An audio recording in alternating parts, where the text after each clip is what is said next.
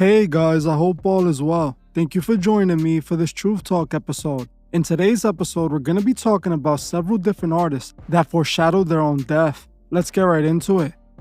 Death is the only thing in life that is 100% guaranteed. Everybody watching this video as I speak knows that one day their time will come. Even though everyone knows that one day they're going to pass, nobody knows when that day would be. Death is the ultimate mystery. It creeps up on you when you least expect it, at least in most cases.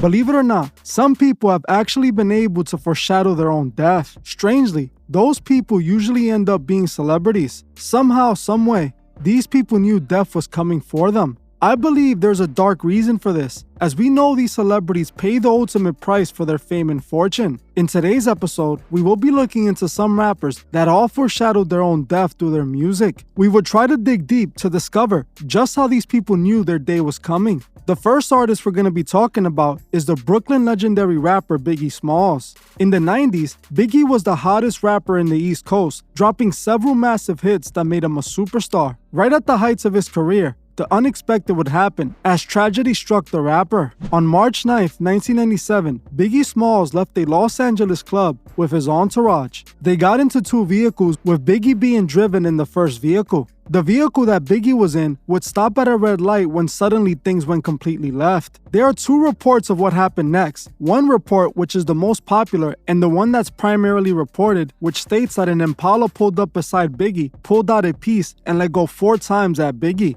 The other report was by an eyewitness who was Biggie's security guard, who claims the vehicle didn't drive up on Big, but instead was waiting for them parked on the corner. According to him, when Biggie's vehicle pulled up, he pulled out and let go at Biggie. Biggie's entourage then got out of the vehicle, checked on Biggie, and realized he had been hit 4 times. His entourage then rushed him to the hospital, where unfortunately, he wasn't able to be saved. This was a tragedy that shocked the hip-hop community forever, and an outcome that no one could have ever predicted. Well, no one except for one person in that car that night, Biggie Smalls himself. Biggie, since the beginning of his career, has been predicting his own ending. His very first album was called Ready to Die, as if he knew that this rapper journey was going to lead to his ultimate death. This is exactly what I believe, and if we look at some of the songs on this album, we can further see my point. On the Ready to Die album, the number 6 song on the album was called Ready to Die. In that song, Biggie raps, "My stuff is deep, deeper than my grave, G. I'm ready to die, and nobody can save me.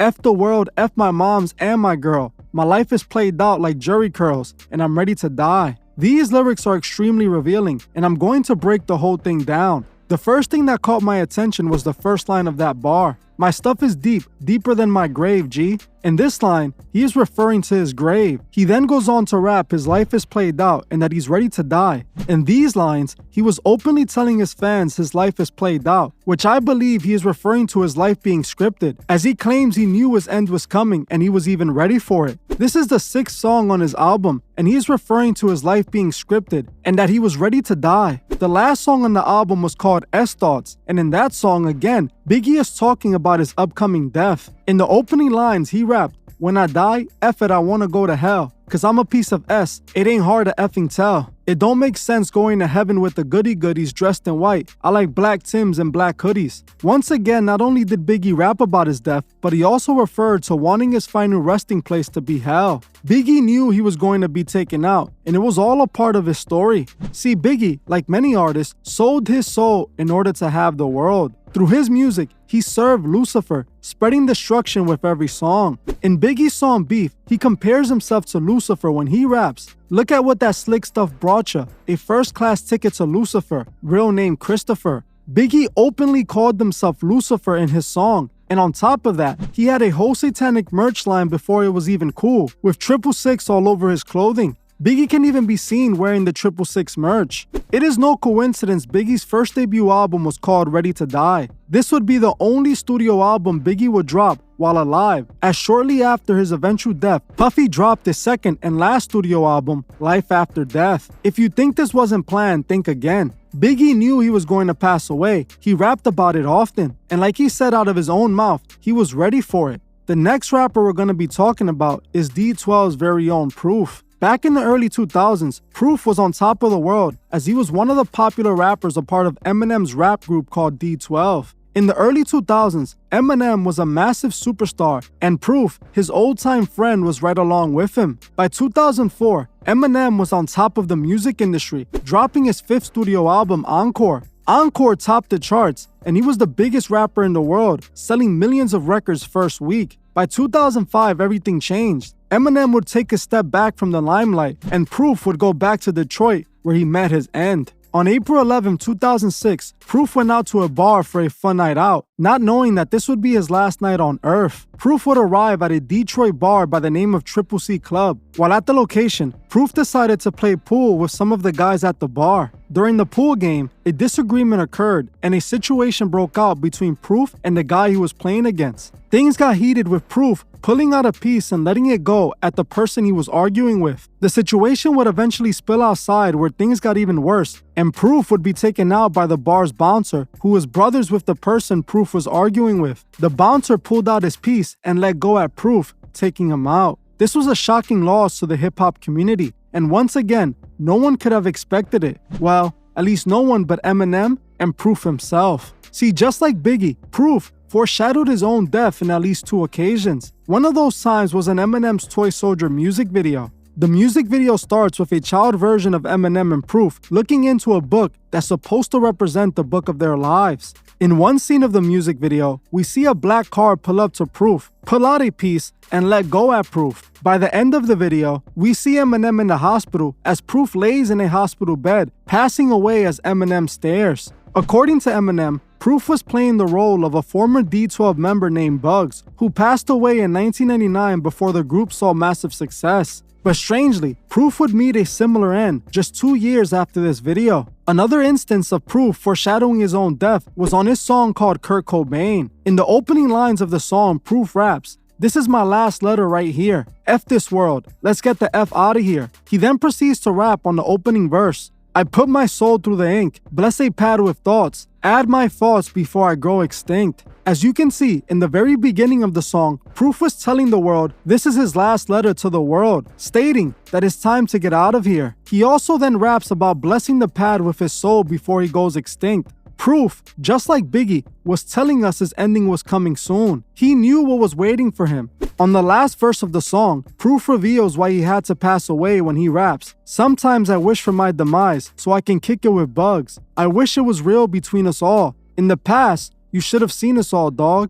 I'd die for Eminem and save Haley. Brave maybe, but just let them tears roll off my grave, shady." He also goes on to rap, "If we die to be rich, that makes me happy. And on another note, don't hate me, pappy." In these lyrics, not only did Proof admit he knew his ending was coming, but he told us why he did it. The most important lines of this verse had to be when Proof said he would die for M and save Haley. Then not long after, he mentions that if he dies to be rich, that would make him happy. With these lyrics, Proof was letting us know that he was a ritual sacrifice. Even the cover art for the song shows Proof hugging a skeleton just 1 year before his passing. It seems that Eminem would have had to make a sacrifice for his continued success, which would have had to been Haley, but Proof sacrificed himself instead of Haley so that Eminem can continue his success. Proof took Haley's place so that Eminem didn't have to sacrifice Haley to be the superstar he is today. Eminem had to offer a loved one, and Proof was his closest and oldest friend. This is the reason Eminem fell back from music and also tried to end it all. He was depressed because his best friend took his daughter's place and was an offering. After Proof's passing, Eminem would eventually make a comeback, dropping his album Recovery. The next artist we're going to be talking about is the rapper Lil Peep.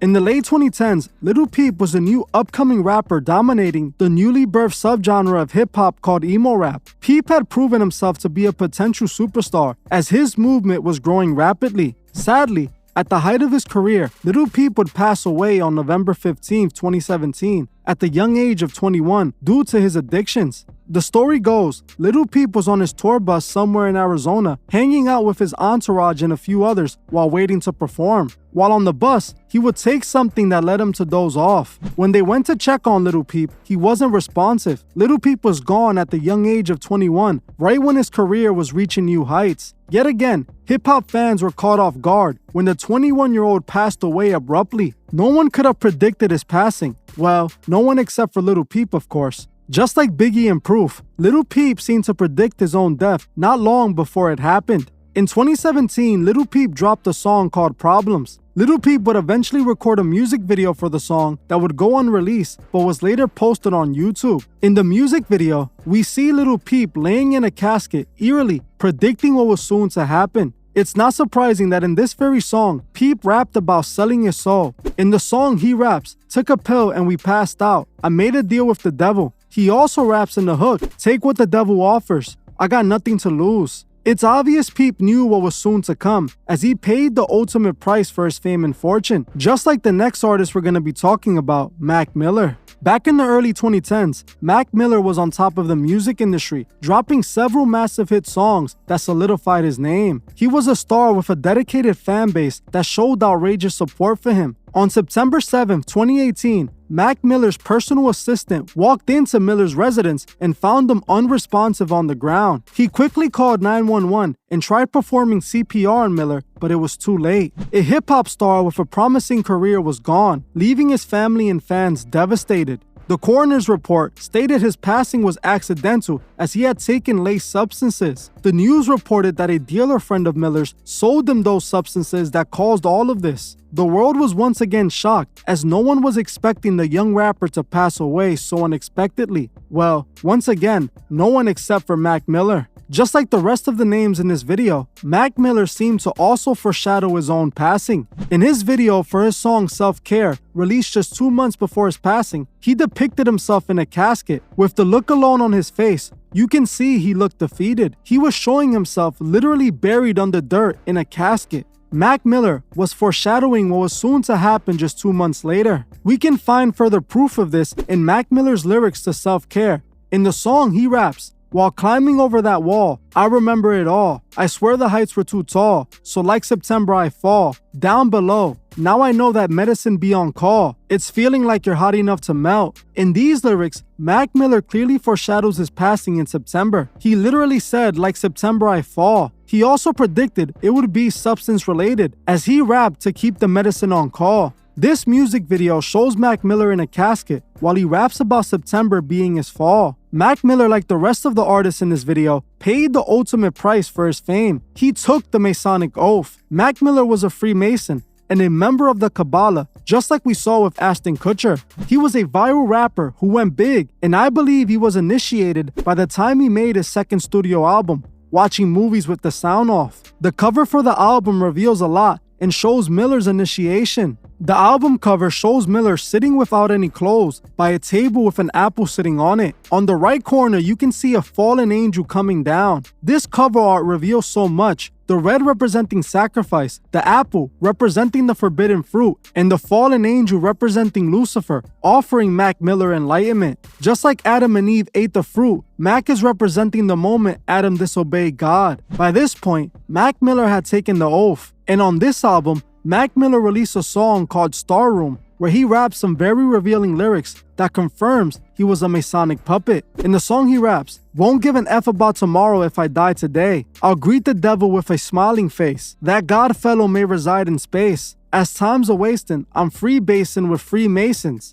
In these lyrics, not only does Mac Miller admit he knew he would pass, but he also admits that he would meet a burning end. He also goes on to state that he'd be freebasing with Freemasons, confirming he took the Masonic oath. We also know he was a member of the Kabbalah because of what he called his fourth studio album. Mac Miller dedicated his fourth studio album to the Kabbalah, naming it the Divine Feminine. The Divine Feminine is a part of the fundamentals of the Kabbalah. It represents the feminine side of God which they worship. Fun fact, Ariana Grande is also a part of the Kabbalah, as she wears the red string to show her alliance. Her song God is a Woman is actually about the Kabbalah. It's obvious Miller knew his end was coming because he took the oath and sold his soul to have the world. The next artist we're going to be talking about is WRLD. In 2018, X was one of the biggest stars in hip-hop, gaining an overnight cult following in 2017 after his massive hit song Look At Me took off. A song that X had released 2 years earlier had changed his life forever and made him a star. X would sadly not get to see what heights his career would eventually reach, as it would be cut short. On June 18, 2018, X would pass away after being ambushed while driving his BMW i8, leaving a Deerfield Beach motorcycle dealership. Men in a black truck blocked his vehicle in, jumped out, grabbed his Louis bag containing $50,000 in cash, and then took him out. The world was shocked to find out the young star had been taken out right at the height of his career. No one, absolutely no one was expecting this to happen. Well, once again, no one except for X himself. X, just like the rest of the artists in this video, predicted his death many times right before it happened. X used to always talk about his death during Instagram live streams. He even mentioned that Drake would take him out on a live stream with academics and also on his Instagram page. But nothing was more clear of an example of foreshadowing than his Sad music video. The Sad music video was the last music video X shot before he passed, and it came out just 10 days after he passed away. Sad is one of the most eerie music videos out of all of the ones we spoke about today, as it shows X visiting his own funeral. The music video shows X walking up to his own body as he stares at himself before he's grabbed by the version of himself in the casket.